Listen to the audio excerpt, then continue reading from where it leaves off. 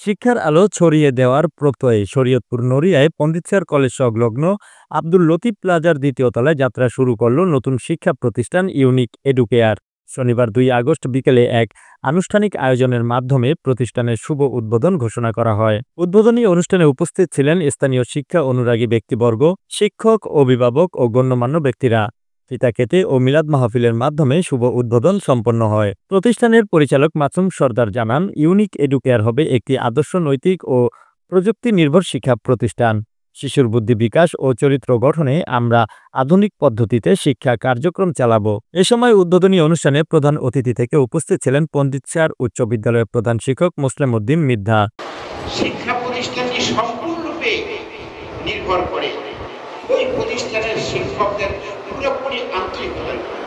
আয়োজনে সভাপতিত্ব করেন অত্র প্রতিষ্ঠানের পরিচালক মাসুম সর্দার। এ সময় বিশেষ অতিথি হিসেবে উপস্থিত ছিলেন নূর ইসলাম, অবসরপ্রাপ্ত সহকারী শিক্ষক, পণ্ডিত স্যার উচ্চ বিদ্যালয়, আমিনুল ইসলাম মোহন, সহকারী শিক্ষক, পণ্ডিত স্যার উচ্চ বিদ্যালয়, গণেন কর্মকার, সহকারী শিক্ষক, কার্তিকপুর উচ্চ বিদ্যালয়।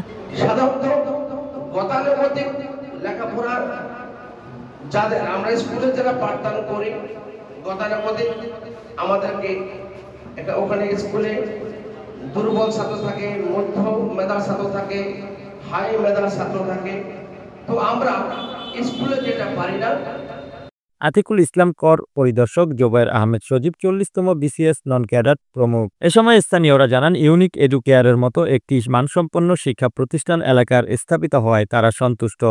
আজকে যে প্রতিষ্ঠানটা দ্বারা হচ্ছে, এই দাঁড়ানোর পিছনে লক্ষ্য উদ্দেশ্য কিন্তু একটাই, সেটা হচ্ছে শিক্ষকরা এখানে পাঠদান করবে আর ছাত্ররা এখান থেকে নিবে। এর বাইরে তো আর এখানে অন্য কিছু নাই, অন্য কোনো উদ্দেশ্যে এটা করা হয়নি। যেহেতু পাঠদান করার উদ্দেশ্যে শিক্ষকরা এখানে করছে, তার মানে শিক্ষকদের এখানে পাঠদানের ইচ্ছা সর্বোচ্চ রয়েছে।